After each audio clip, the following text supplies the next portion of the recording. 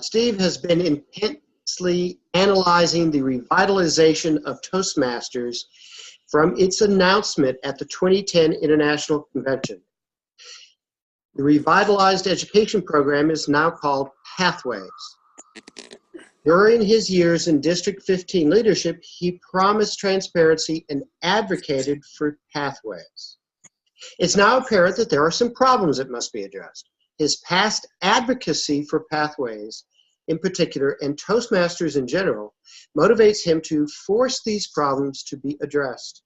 Today, Steve will talk about one of them, what it is, suggested workarounds, and a solution that only the International Board appears able to fix. It might address the fact that only a minority of current Toastmasters are trying Pathways in those districts where Pathways has been rolled out. So there we go. So I'm happy to tell you something that we need to do as a Toastmaster community. I don't do this lightly. Let me give you a story, an analogy that might help set the stage.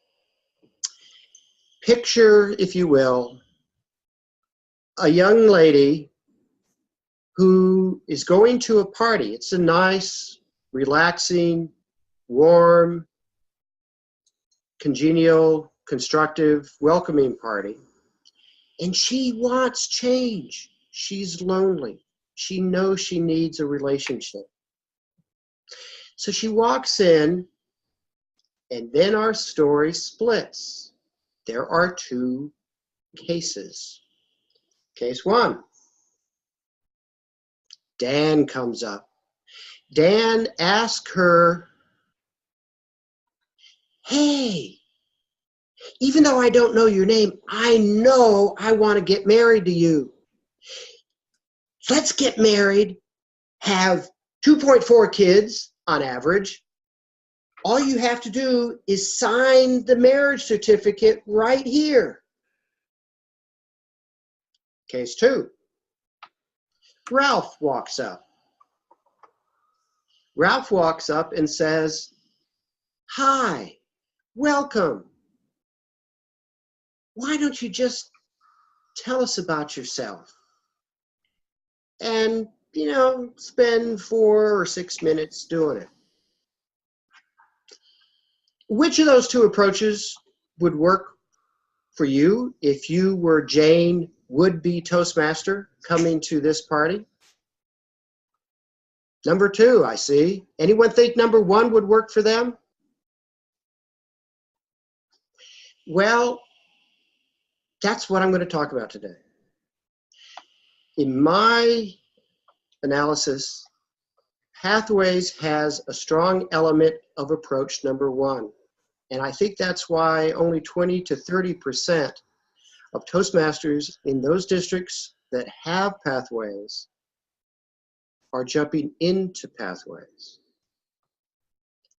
Let me explain a bit, and then I'll explain some more about the problem, but I really want to focus on what we can do about the problem. Now I have to launch somehow my slides. That's not it.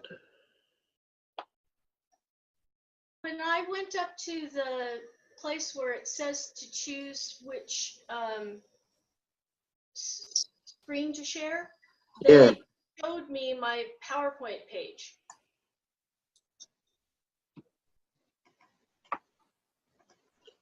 Well, I think it's going to make me work hard to do this. Here, rather than you working hard, let me just do it for you. That'll work. You can bring up the slide that I sent out this morning. Yep, there it goes. I think we have a major flaw, and I hope my analogy made some sense. It'll make perhaps more sense as I get into the details. Next slide. I want to be crystal clear. This is not pro or anti-change. It's not pro or anti-pathways.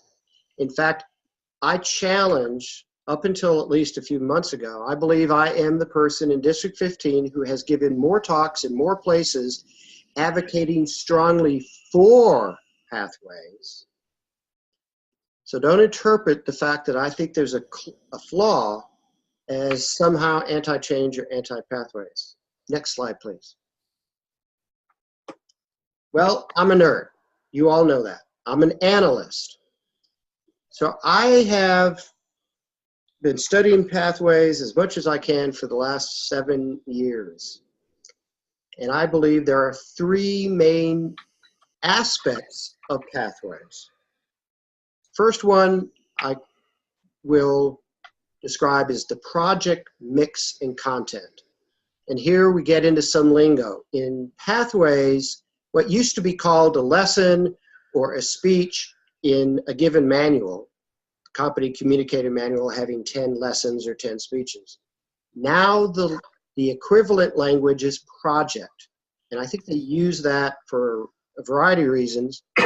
One of which is that some of the projects are not speeches, they are evaluations or other aspects of the Toastmaster experience. So the project mix and content was tested for years with countless volunteers literally around the world called learning masters. We had some in our district, all the districts did.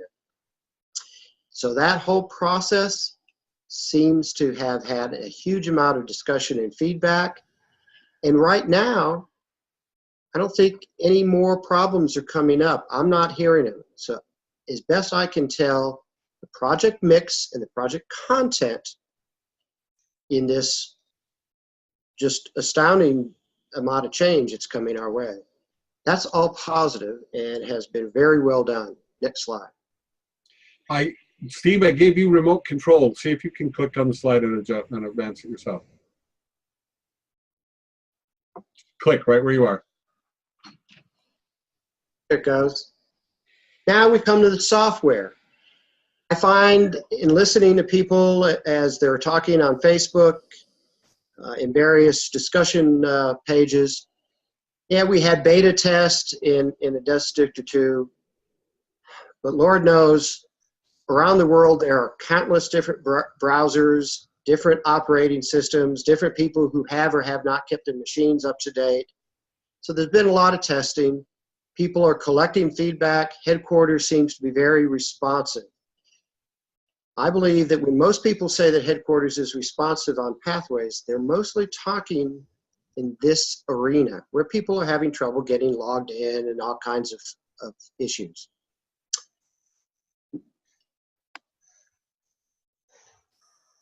Well, now we come to the third area, process and policy. As best I can tell, this was not tested. And headquarters is not seemingly in the process of encouraging feedback, and headquarters is not responding to feedback. I'm in this category, several other places. Well, this sort of mix, by the way, of these types of categories on the right, left side of the screen, unfortunately, that's not new. It's a common problem in organizations, and I believe that Toastmasters has fallen into it. Now I have to tell you some more pathways lingo. Each path, and we'll talk about what paths are in a minute, each path has 5 levels. The first 2 levels are roughly analogous to a CC and a CL. Levels 3, 4, and 5 are roughly analogous to the advanced manuals. If you do 2 paths and you hold a district office, such as being area director, you serve as a club mentor or coach, and serve as club sponsor or conduct a speechcraft program, then you become a DTM. No other current education achievement has a direct connection over to pathways. And there'll be people who have been raising and complaining about that lack of transferring, if you will, credit from the current program to the new program. Obviously, skills that you've developed along the way, they're your skills. Nobody can take those away. But the new program is structured this way. There are 10 paths. I'm not going to discuss them now, but I just want to give you a flavor of what they are. Dynamic leadership, effective coaching, innovative planning, leadership development, motivational strategies, persuasive influence, presentation mastery, strategic relationship, team collaboration, visionary communication. Now, the key thing is that when you start Pathways, either a brand new member, and in March, District 15, every new member will be faced with this question: what pathway do I sign up for? All of us who are transitioning, we can sign up for Pathways, but we can't start anything until we pick one of these 10 paths. So recognize that each one of these paths is effectively a CC, a CL, and 3 advanced manuals.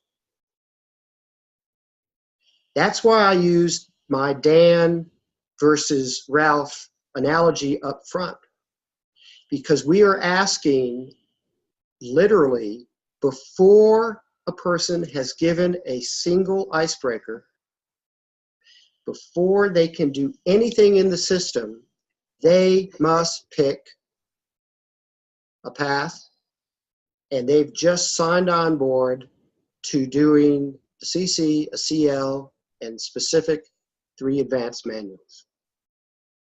As opposed to the way I know my clubs tend to operate now, is we welcome the new member, whether their manuals have arrived or not. We say, do an icebreaker.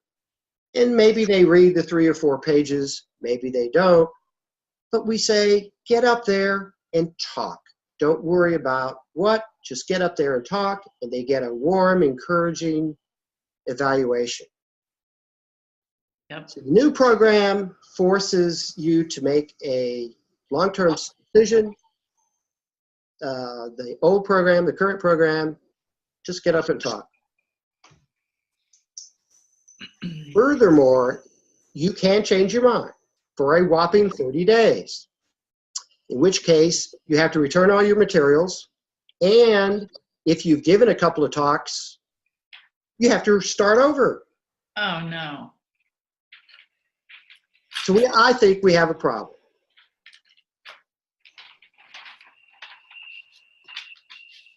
Now, I've looked at levels 1 and 2.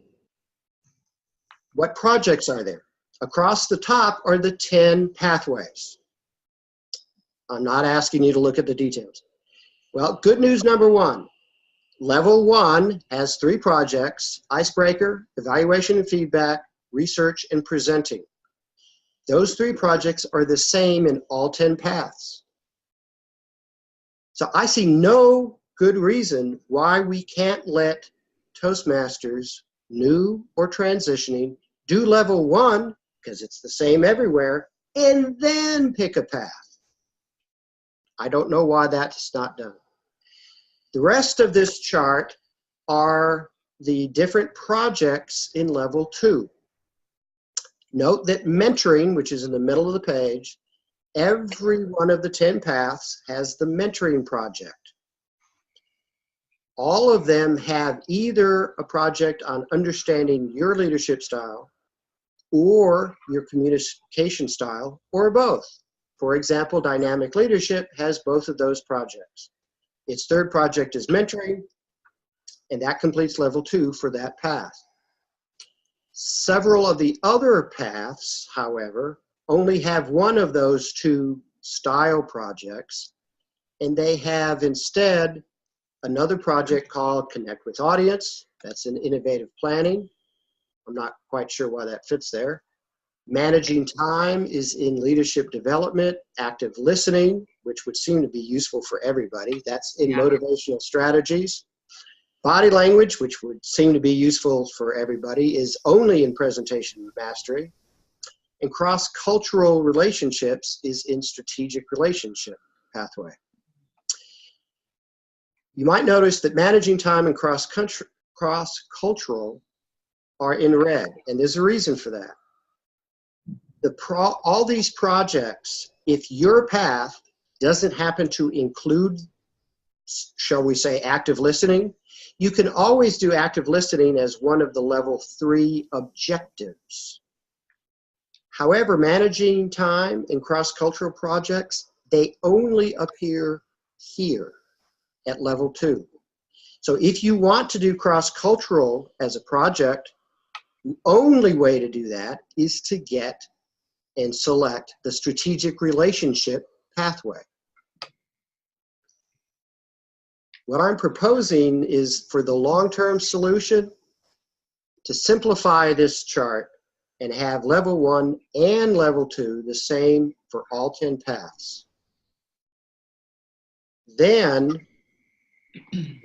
that means that level 1 and level 2, which is sort of analogous to the CC and CL, roughly, would have a commonality for all members.